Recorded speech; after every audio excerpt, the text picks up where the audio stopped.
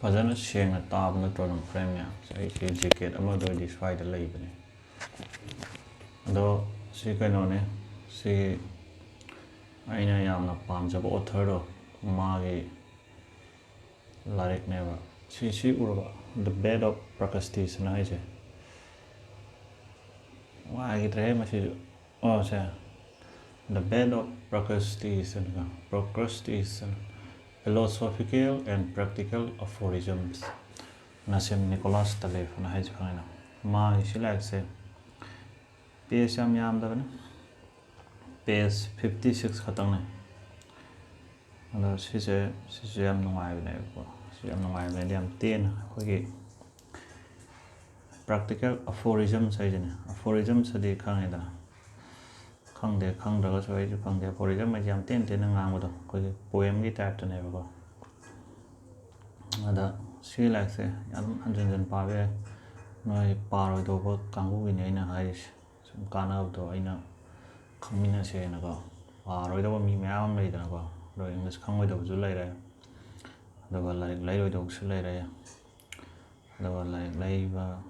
ꯉꯝꯕꯁꯨ ꯂꯩ ꯉꯝꯗꯕꯁꯨ ꯂꯩ ꯑꯗꯨꯒ ꯄꯥꯔꯣꯏꯗꯧꯕꯁꯨ ꯂꯩꯔꯦꯀꯣ ꯑꯩꯅ ꯚꯤꯗꯤꯑꯣꯁꯦ ꯁꯦꯝꯖꯤꯜꯂꯛꯑꯗꯤ ꯄꯥꯗꯧꯕ ꯃꯤꯁꯨ ꯂꯩꯔꯦꯗꯅ ꯁꯣꯏꯗꯅ ꯌꯦꯡꯗꯧꯁꯨ ꯂꯩꯔꯦꯅ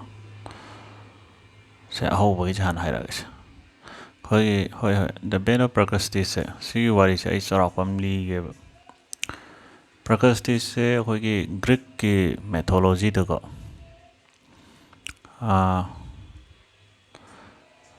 ꯌꯥꯝꯅ ꯐꯠꯇꯕ ꯂꯝ ꯑꯩꯈꯣꯏꯒꯤ ꯍꯣꯇꯦꯜꯒꯨꯝꯕ ꯑꯃ ꯍꯥꯏꯔꯁꯤꯀꯣ ꯏꯁꯇꯦꯠꯀꯤ ꯑꯣꯅꯔ ꯑꯃꯅꯦꯕ ꯃꯄꯨ ꯑꯃꯒ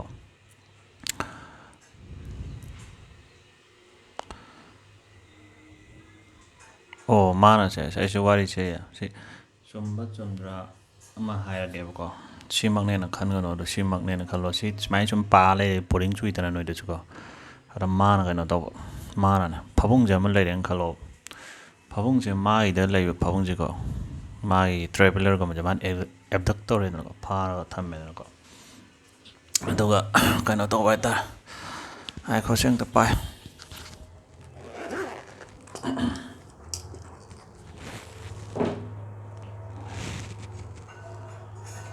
ꯁꯤ ꯑꯣꯏꯗꯤ ꯑꯗꯨꯝ ꯌꯥꯔꯗ꯭ꯔꯥ ꯑꯗ ꯀꯩ ꯍꯥꯏꯇꯥꯔꯦ ꯃꯥꯅꯅꯦ ꯐꯃꯨꯡꯁꯦ ꯐꯨꯠ 5 ꯁꯥꯡꯕ ꯑꯃ ꯂꯩꯔꯦꯅꯈꯜꯂꯣꯕ ꯑꯗꯣ ꯐꯨꯠ 5 ꯁꯥꯡꯕ ꯐꯃꯨꯡꯁꯦ ꯃꯥꯒꯤ ꯒꯦꯁꯁꯦ ꯐꯨꯠ 3.5 ꯁꯥꯡꯕ ꯂꯥꯛꯑꯁꯨ ꯃꯥꯅ ꯀꯃꯥꯏꯅ ꯇꯧꯒꯦ ꯃꯤꯁꯦ ꯁꯥꯡꯇꯣꯛꯄ ꯍꯥꯏꯇꯥꯔꯦ ꯑꯩꯈꯣꯏ ꯐꯩꯖꯤꯡ ꯆꯤꯡꯕ ꯑꯗꯨꯒ ꯃꯥꯏ ꯐꯃꯨꯡꯁꯤꯗ ꯆꯟꯅꯕ ꯑꯗꯨꯒ ꯐꯨꯠ 6 ꯋꯥꯡꯕ ꯃꯤ ꯂꯥꯛꯑꯒꯅ ꯐꯨꯠ 1 ꯀꯛꯊꯠꯄ ꯃꯤꯁꯦ ꯑꯗꯨꯃꯥꯏꯅ ꯂꯣꯏ ꯇꯧꯕ ꯃꯤꯗꯨꯗꯤ ꯁꯤꯔꯝꯃꯅꯤꯗꯅꯀꯣ ꯍꯣꯏ ꯑꯗꯨ ꯋꯥꯔꯤ ꯃꯈꯥ ꯇꯥꯕ ꯑꯗꯨꯅꯦꯕ ꯕꯦꯁꯤꯛ ꯀꯟꯁꯦꯞꯇꯤꯀꯣ ꯑꯩꯈꯣꯏꯒꯤ ꯑꯁꯝꯕ ꯋꯥꯔꯤꯗꯤ ꯑꯗꯣ ꯀꯃꯥꯏꯅ ꯇꯧꯒꯦ ꯑꯗꯣ ꯃꯥꯗꯤ ꯃꯥꯏ ꯐꯃꯨꯡꯁꯦ ꯍꯣꯏ ꯑꯗꯨꯋꯥꯏꯗ ꯑꯗꯨꯝ ꯇꯨꯝꯃꯁꯨ ꯌꯥꯏꯗꯅꯀꯣ ꯑꯗꯣ ꯃꯥꯅ ꯐꯃꯨꯡꯗꯤ ꯂꯣꯏ ꯆꯞ ꯆꯥꯕꯗꯤ ꯂꯩꯔꯝꯃꯦꯕ ꯑꯗꯣ ꯃꯥꯅ ꯑꯗꯨꯃꯥꯏꯅ ꯇꯧꯋꯦ ꯑꯗꯣ ꯑꯩꯈꯣꯏꯒꯤ ꯄꯨꯟꯁꯤꯁꯤꯁꯨ ꯑꯌꯥꯝꯕꯅ ꯑꯗꯨꯃꯥꯏꯅ ꯇꯧꯋꯦꯅ ꯍꯥꯏꯌꯦꯕ ꯍꯧꯖꯤꯛꯀꯥꯟ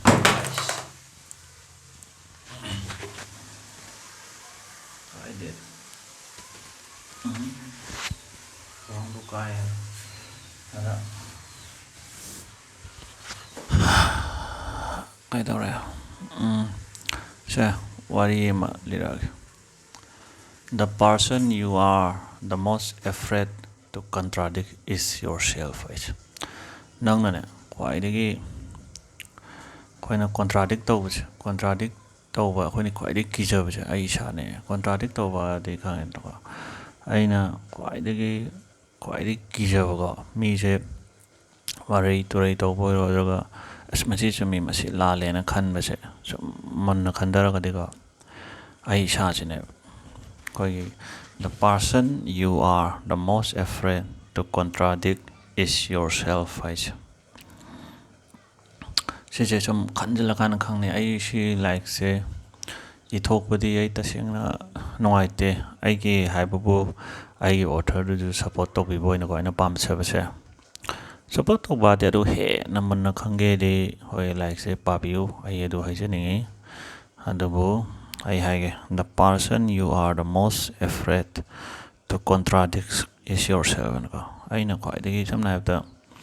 ꯁꯤ ꯑꯩꯒꯤ ꯁꯨꯝ ꯑꯦꯛꯁꯄ꯭ꯂꯦꯟ ꯑꯃ ꯇꯧꯒꯦ ꯑꯦꯛꯁꯄ꯭ꯂꯦꯟꯗꯤ ꯇꯧꯔꯣꯏꯗꯧꯅꯤꯀꯣ ꯁꯤꯗꯤ ꯁꯨꯝ ꯑꯩꯈꯣꯏꯒꯤ ꯁꯨꯝ ꯈꯜꯂ ꯁꯨꯝ ꯃꯤꯅꯤꯡ ꯁꯨꯝ ꯊꯣꯛꯂꯛꯀꯗꯧꯅꯦꯕ ꯑꯩꯅ ꯈ꯭ꯋꯥꯏꯗꯒꯤꯀꯣ ꯁꯤ ꯆꯨꯝꯃꯤ ꯁꯤ ꯂꯥꯜꯂꯦꯅ ꯁꯨꯝ ꯈꯟꯕꯁꯦꯀꯣ ꯑꯩ ꯏꯁꯥꯁꯤꯅꯦꯕ ꯑꯩꯅ ꯈ꯭ꯋꯥꯏ ꯀꯤꯒꯗꯧꯅꯦꯕ ꯁꯤꯁꯦ ꯀꯩꯅꯣ ꯇꯧꯔꯒꯅ ꯑꯩꯁꯦ ꯆꯣꯡꯒꯥꯟ ꯀꯥꯜꯂ ꯁꯨꯝ ꯇꯧꯒꯦ ꯑꯗꯣ ꯁꯤ ꯑꯃꯃꯨꯛ ꯍꯥꯏꯔꯒꯁꯦ education makes the wise slightly wiser but it makes the fool vastly more dangerous ꯑꯩꯈꯣꯏꯒꯤ ꯏꯖꯨꯀꯦꯁꯟꯁꯤꯅꯀꯣ ꯑꯩꯈꯣꯏꯒꯤ ꯏꯖꯨꯀꯦꯁꯟꯁꯤꯅ ꯋꯥꯏꯁ ꯑꯣꯏꯕ ꯑꯁꯤꯡꯕ ꯅꯨꯄꯥꯗꯤꯀꯣ ꯑꯁꯤꯡꯕ ꯑꯩꯈꯣꯏꯒꯨꯝꯕ ꯑꯩꯒꯨꯝꯕꯁꯦ ꯋꯥꯔꯤꯗꯣ ꯑꯗꯣ ꯈꯤꯇꯪꯈꯛ ꯑꯃꯨꯛꯀ ꯍꯦꯟꯅ ꯁꯤꯡꯀꯠꯍꯜꯂꯦꯕꯀꯣ ꯏꯖꯨꯀꯦꯁꯟꯁꯤꯅꯀꯣ ꯑꯩꯈꯣꯏ ꯏꯖꯨꯀꯦꯁꯟ ꯍꯥꯏꯁꯦ ꯈꯪꯉꯦꯗꯀꯣ ꯏꯖꯨꯀꯦꯁꯟꯁꯤꯅ ꯑꯩꯈꯣꯏ ꯏꯖꯨꯀꯦꯁꯟ ꯇꯝꯃꯤꯈꯩꯗꯅ ꯏꯖꯨꯀꯦꯁꯟꯁꯤꯅ ꯑꯩꯈꯣꯏꯅ ꯑꯁꯤꯡꯕ ꯃꯤꯗꯅ ꯈꯔꯈꯛ ꯁꯤꯡꯕ ꯑꯃꯨꯛ ꯍꯦꯟꯒꯠꯍꯜꯂꯦꯕ ꯏꯖꯨꯀꯦꯁꯟ ꯇꯧꯕꯗꯒꯤ ꯑꯗꯨꯕꯨ ꯑꯄꯪꯕ ꯃꯤꯗꯅꯀꯣ ꯏꯖꯨꯀꯦꯁꯟꯁꯤꯅꯅꯦ ꯌꯥꯝꯅ ꯗꯦꯟꯖꯔꯁ ꯑꯣꯏꯍꯜꯂꯦꯕ ꯈꯪꯉꯦꯅ ꯑꯩꯈꯣꯏ ꯑꯄꯪꯕ ꯃꯤ ꯂꯩꯗꯅꯀꯣ ꯑꯗꯨꯅ ꯑꯩꯈꯣꯏꯒꯤ ꯈꯔ ꯏꯖꯨꯀꯦꯁꯟꯒ ꯍꯥꯞꯆꯤꯜꯂꯒꯗꯤ ꯑꯩꯈꯣই ꯁꯣꯝꯗ ꯀꯩꯅꯣ ꯇꯧꯕ ꯌꯥꯝ ꯂꯩꯗꯅ ꯑꯩꯈꯣꯏ ꯑꯍꯩ ꯑꯁꯥꯕ ꯌꯥꯝ ꯗꯦꯟꯖꯔꯁ ꯑꯣꯏ ꯍꯥꯏꯁꯦ ꯚꯥꯁꯂꯤ ꯃꯣꯔ ꯗꯦꯟꯖꯔꯁ ꯍꯥꯏꯁꯦ ꯈꯪꯉꯦꯅ ꯑꯄꯪꯕ ꯃꯤꯗꯤ ꯌꯥꯝ ꯗꯦꯟꯖꯔꯁ ꯑꯣꯏꯍꯜꯂꯦꯕ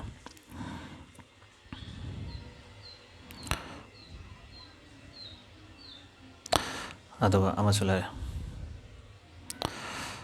ꯁꯤꯁꯨ ꯐꯖꯩ ꯑꯩ ꯁꯨꯝ ꯀꯥꯟꯊꯣꯛꯑꯔꯣꯏꯒꯦ ꯑꯩꯈꯣꯏꯒꯤꯀꯣ ꯑꯩꯈꯣꯏ ꯍꯧꯖꯤꯛ ꯌꯦꯡꯉꯨꯅꯦ ꯑꯩꯈꯣꯏ ꯍꯧꯖꯤꯛ ꯌꯥꯝ ꯆꯥꯎꯈꯠꯂꯦꯅ ꯇꯧꯔꯤꯁꯦ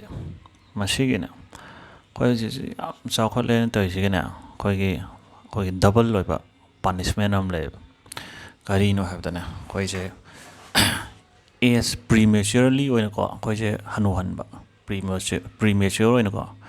ꯍꯟꯅꯨꯍꯟꯕ ꯑꯃꯗꯤ ꯄ꯭ꯂꯁ ꯂꯤꯞ ꯂꯣꯡꯒꯔꯗꯀꯣ ꯁꯝꯅ ꯍꯥꯏꯔꯕꯗ ꯑꯩꯈꯣꯏꯁꯦ ꯌꯥꯝꯅ ꯊꯨꯅ ꯍꯟꯅꯨꯍꯟꯕꯀꯣ ꯄ꯭ꯔꯤꯃꯦꯆ꯭ꯌꯣꯔꯂꯤ ꯑꯗꯨꯕꯨ ꯄꯨꯟꯁꯤꯁꯨ ꯁꯥꯡꯍꯟꯕ ꯁꯝꯅ ꯍꯥꯏꯔꯕꯗ ꯄꯨꯟꯁꯤ ꯌꯥꯝꯅ ꯊꯨꯅ ꯄ꯭ꯔꯤꯃꯦꯆ꯭ꯌꯣꯔ ꯑꯣꯏꯅ ꯍꯟꯅꯨꯁꯜꯂꯒꯅꯦ ꯀꯨꯏꯅꯁꯨ ꯍꯤꯡꯍꯟꯕ ꯁꯝꯅ ꯍꯥꯏꯔꯕꯗ ꯑꯩꯈꯣꯏ ꯍꯧꯖꯤꯛꯀꯥꯟꯁꯦ ꯌꯥꯝ ꯀꯨꯏ ꯍꯤꯡꯉꯦꯗꯅꯀꯣ ꯑꯗꯣ ꯁꯤꯒꯤꯁꯦ ꯑꯩꯒꯤ ꯚꯤꯗꯤꯑꯣꯁꯦ ꯀꯃꯥꯏꯅ ꯈꯪꯅꯤ ꯍꯥꯏꯔꯗꯤꯅꯦ ꯑꯩ ꯍꯥꯏꯒꯦ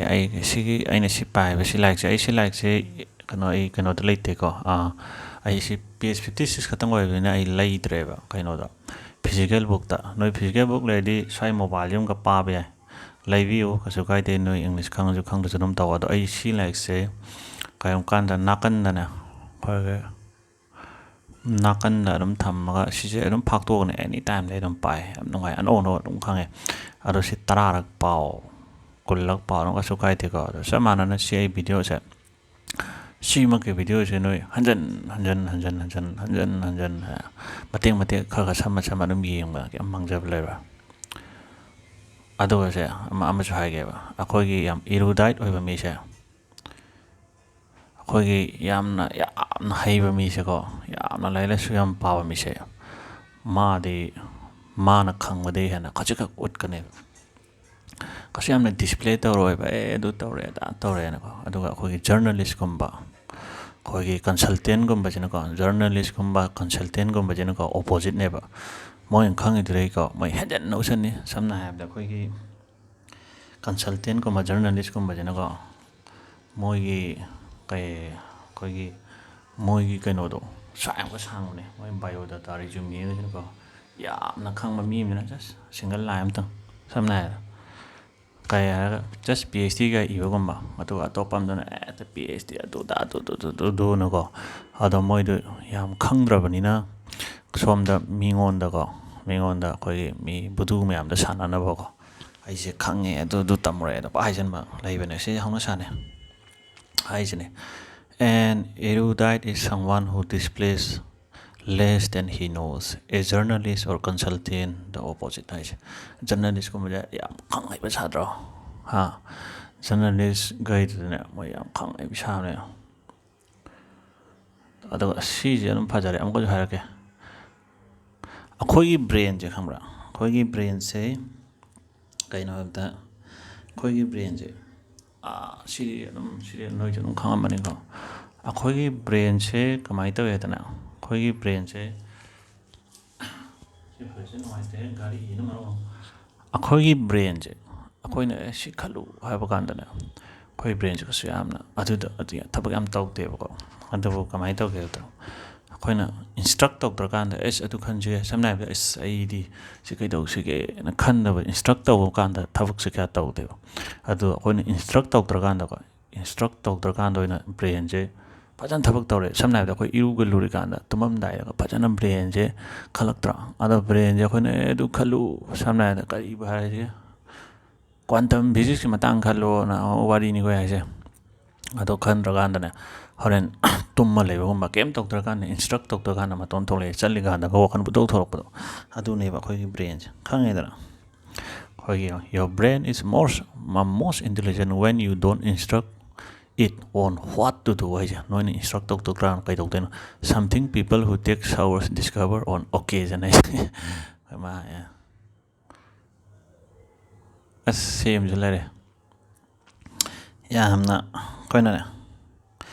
ꯁꯤꯁꯦ ꯐꯖꯕ ꯉꯥꯛꯇꯅꯦ ꯑꯩ ꯍꯥꯏꯁꯦ ꯃꯥꯏꯁꯦ ꯂꯥꯏꯟ ꯖꯁ ꯁꯦꯟꯇꯦꯟꯁ ꯑꯅꯤ ꯈꯛꯇꯪꯅꯤꯀꯣ ꯁꯦꯟꯇꯦꯟꯁ ꯑꯃꯈꯛꯇꯪꯅꯦ ꯃꯥꯏ ꯋꯥꯔꯤ ꯈꯨꯏ ꯈꯪꯉꯦꯗꯅ ꯅꯣꯏ ꯁꯤ ꯂꯥꯏꯔꯤꯛꯁꯦ ꯑꯣꯏꯅ ꯂꯩꯔꯦ ꯐꯠꯇꯣ ꯁꯨꯃꯥꯏꯅ ꯏꯕꯅꯦꯕ ꯃꯥꯏ ꯂꯥꯏꯔꯤꯛꯁꯦ ꯄꯤꯛꯇ꯭ꯔꯨ ꯄꯤꯛꯇ꯭ꯔꯥ ꯑꯗꯨ ꯌꯦꯡꯉꯨꯅꯦ ꯑꯩꯈꯣꯏꯅ ꯌꯥꯝ ꯁꯥꯎꯅꯤꯡꯕꯁꯦꯀꯣ ꯑꯩꯈꯣꯏꯒꯤ ꯁꯥꯎꯅꯤꯡꯕꯁꯦ ꯁꯨꯝ ꯑꯩꯁꯦ ꯉꯁꯤꯁꯦ ꯌꯥꯝ ꯁꯥꯎꯅꯤꯡꯉꯦꯅ ꯈꯜꯂꯣꯕ ꯀꯩꯅꯣꯝꯃꯈꯛ ꯑꯗꯣ ꯍꯌꯦꯡꯁꯦ ꯅꯠꯇ꯭ꯔꯒ ꯉꯥꯏꯍꯥꯛ ꯂꯩꯔ ꯁꯨꯝ ꯐꯈꯤꯕ ꯁꯨꯝ ꯐꯈꯤꯕ ꯑꯗꯨꯏꯗꯤ ꯑꯩꯉꯣꯟꯗ ꯑꯔꯥꯟꯕ ꯑꯃ ꯇꯧꯔꯝꯗ꯭ꯔꯕꯅꯦꯕ ꯑꯗꯨꯒ ꯅꯠꯇꯕꯤꯗꯀꯣ ꯑꯩꯁꯦ ꯉꯁꯤꯁꯦ ꯁꯥꯎꯔꯝꯃꯦ ꯑꯩꯁꯦ ꯉꯁꯤ ꯍꯧꯖꯤꯛ ꯁꯥꯎꯔꯦꯅ ꯑꯗꯣ ꯉꯥꯏꯍꯥꯛ ꯂꯩꯔ ꯐꯈ꯭ꯔꯦ ꯑꯗꯨꯒ ꯁꯨꯝ ꯍꯌꯦꯡꯁꯦ ꯑꯃꯨꯛ ꯁꯥꯎꯅꯤꯡꯉꯛꯄ ꯁꯨꯝ ꯑꯗꯨ ꯇꯧꯔꯝꯃꯤꯗꯣ ꯑꯗꯨꯝ ꯍꯦꯟꯅ ꯁꯥꯎꯅꯤꯡꯉꯛꯄ ꯑꯃ ꯂꯩꯗꯅ ꯑꯗꯨ ꯑꯣꯏꯇꯥꯔꯗꯤ ꯅꯉꯣꯟꯗ ꯏꯟꯖꯁꯇꯤꯁ ꯑꯃ ꯇꯧꯔꯝꯃꯕꯅꯦꯕ ꯈꯪꯉꯦꯅꯀꯣ ꯁꯤ ꯑꯗꯨꯝ ꯈꯪꯀꯅꯤ ꯅꯣꯏ ꯑꯗꯣ ꯁꯤꯁꯦ ꯍꯥꯏꯌꯦ ꯈꯪꯕ꯭ꯔꯥ ꯅꯪꯁꯦ ꯍꯟꯖꯟꯅ ꯍꯥꯏꯔꯣꯏꯒꯦ ꯑꯗꯣ ꯚꯤꯗꯤꯑꯣꯁꯦ ꯑꯣꯏꯅ ꯍꯟꯖꯟꯅ ꯑꯣꯏꯅ ꯌꯦꯡꯉꯣ ꯅꯣꯏ ꯚꯤꯗꯤꯑꯣ ꯍꯟꯖꯟꯅ ꯌꯦꯡꯕ ꯍꯩꯕ ꯅꯠꯇ꯭ꯔꯣ ꯁꯨꯃꯥꯏꯅ ꯈꯔ ꯆꯤꯡꯈꯠꯂꯒ ꯁꯤꯒꯤ ꯉꯥꯛꯇ ꯇꯧꯔꯔꯣꯏ ꯑꯇꯣꯞꯄ ꯑꯃꯨꯛ ꯆꯠꯊꯣꯛꯀꯦ ꯑꯩ ꯑꯃꯨꯛꯀꯣ ꯀꯥꯟꯒꯦ ꯍꯧꯖꯤꯛ ꯑꯃ ꯂꯧꯈꯠꯂ ꯍꯥꯏꯔꯒꯦ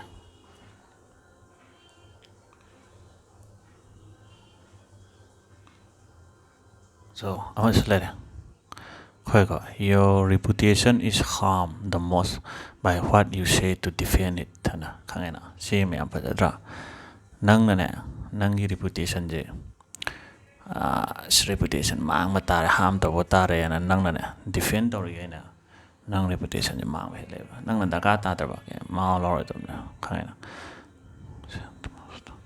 ꯍꯥꯔꯝ the most what you say to defend it ꯍꯥꯏꯁꯦ ꯁꯤ ꯐꯖꯗ꯭ꯔꯥ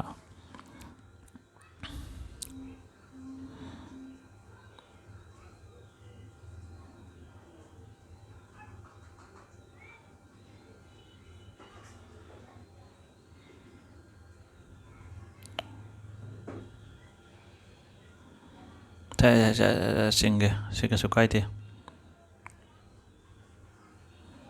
ꯁꯦ ꯑꯃꯁꯨ ꯂꯩꯔꯤꯁꯦ ꯑꯩꯈꯣꯏꯒꯤꯅꯦ wisdom in the young is as unattractive as frivolity in the elderly age ꯑꯩꯈꯣꯏꯒꯤ wisdom ꯑꯅꯤ ꯈꯪꯉꯦꯗꯅꯀꯣ ꯑꯩꯈꯣꯏꯒꯤ wisdomꯁꯦ ꯑꯩꯈꯣꯏꯅ ꯃꯤ ꯅꯍꯥꯒꯨꯝꯕꯗꯀꯣ wisdom in the young ꯁꯨ ꯑꯩꯈꯣꯏꯅ ꯌꯥꯝ ꯌꯦꯡꯅꯤꯡꯗꯦꯕ ꯁꯝꯅ ꯍꯥꯏꯔꯕꯗ ꯑꯩꯉꯣꯟꯗꯒꯤ ꯃꯤ ꯑꯍꯟ ꯑꯃꯅꯀꯣ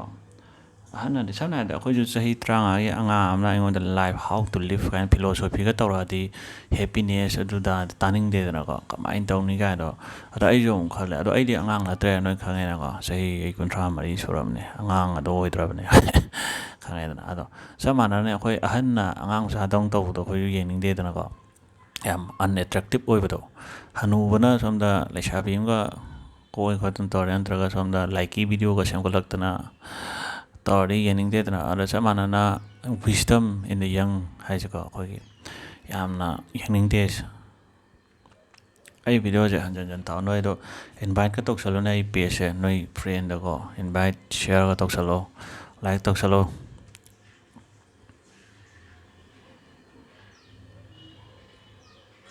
ꯑꯩ ꯁꯤꯒꯤ ꯀꯩꯅꯣꯁꯦ ꯑꯃꯨꯛ ꯇꯧꯔꯛꯀꯦ ꯈꯪꯉꯦꯅ ꯁꯤꯁꯦ ꯌꯥꯝ ꯅꯨꯡꯉꯥꯏ ꯅꯣꯏ ꯅꯨꯡꯉꯥꯏꯇ꯭ꯔꯁꯦ ꯑꯩꯉꯣꯟꯗ ꯅꯨꯡꯉꯥꯏ